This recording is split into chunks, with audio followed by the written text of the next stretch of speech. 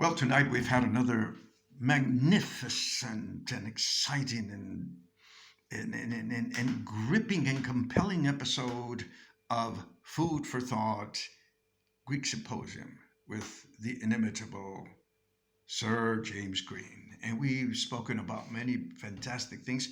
And tonight our dinner has been was the pasta, the pasta dish with capers, olives, and tuna, which was created by our beautiful and wonderful chef Domenica tonight, who doesn't want to appear on camera. But we've had many discussions. I guess one of the most interesting discussions that we've come upon with much contribution from Domenica, which was the tension which exists between the church and the state, which is always present, but in this period especially, because the state has prohibited people from going to the church for fear of contamination, and the church has pointed out that there is a right by treaty that people are allowed to go to church, if I understand correctly. Anyways, here is Sir James Green to illuminate this issue a bit. Okay. Yeah, it's been another wonderful evening. We also...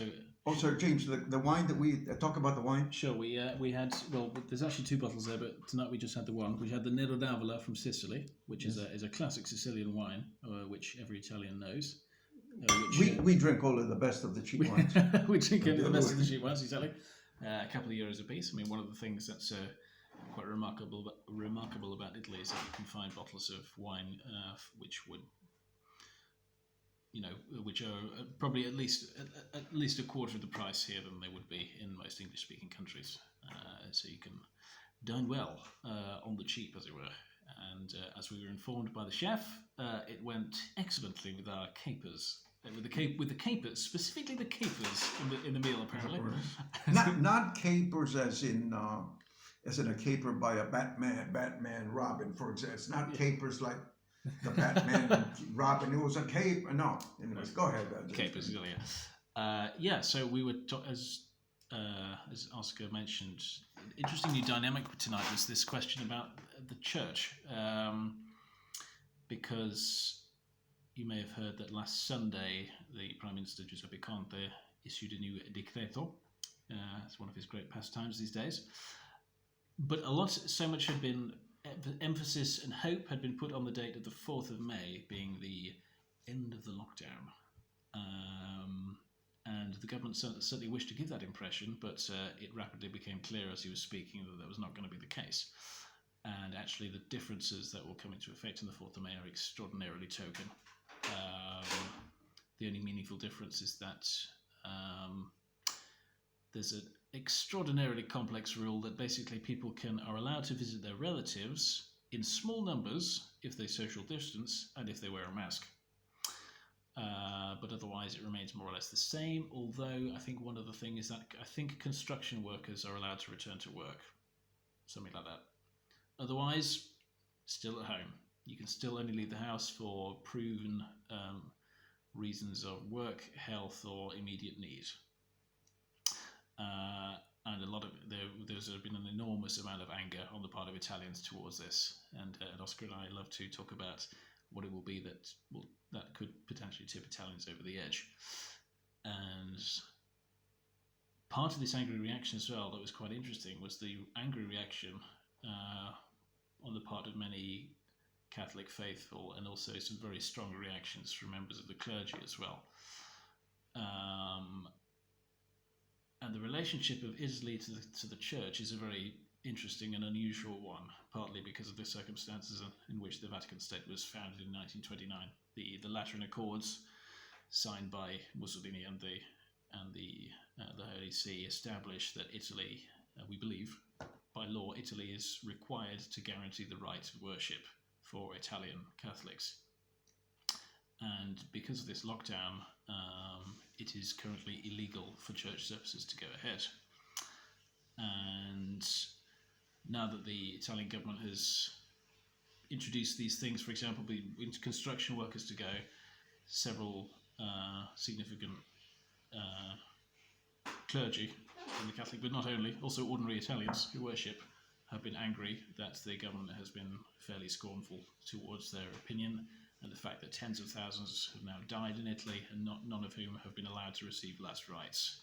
Now, of course, in the Western world, a lot of people are not Catholic or not believers, and as a result will simply not be able to understand how much this means to somebody who is a believer, and possibly would even show some manner of scorn to somebody who believes that way. But it is their system of belief. It's something fundamental, and to be denied that is not only spiritually hurtful, but is now risking to be something more. There's been a perception of an attitude of scorn shown towards them, which is this word scorn that we've been talking about tonight, and this sense of humiliation as well. So there have been, we were shown a quite dramatic video of a cardinal who was, I believe, the Bishop of Ascoli Piceno, who was in no uncertain terms making his position towards the Italian government very clear. And we heard as well that in certain parts of Italy now it's getting towards the point where civil disobedience is maybe potentially about to boil over. And so this is another angle of the lockdown. We're all familiar with the liberties which have been curtailed here, but this is quite an interesting one. It's a spiritual liberty as well which has been curtailed. And also at a practical level, as the bishop said, why should people be allowed to go to build on a construction site where presumably you'll be, for example, passing bricks from one person to another or working in close proximity? Why is that okay? But why are people not allowed to go into these huge churches where it's not at all necessary for people to stand next to each other? Which is a fair question. And as we said before, if you're not a believer, then of course you won't see it as an essential activity. But if you are, then you will. So there's a classic kind of confrontation of church and state here, and because of what's written in the Lateran Accords, there's the potential for, I suppose, what we might call a constitutional crisis, but it's something much more than that, because it's a fundamental treaty between two foreign states, essentially. But the extra dynamic is that Pope Francis publicly has spoken in favour of the government's decree, but even before this, Pope Francis had many, many enemies inside the church. So there's something. We were told tonight that it is un momento triste, a sad moment inside the church because of these divisions. But it's easy when you live in big urban centres in the West to neglect or not understand how powerful the role of faith is in many people's lives. And it's very short-sighted to neglect it. So it's been quite interesting. It's been interesting and different to consider this tonight on our roundtable discussion. So we've been flying around all over the place, considering these things. Well, another magnificent episode of Food for Thought, a Greek symposium with me and Sir James Green.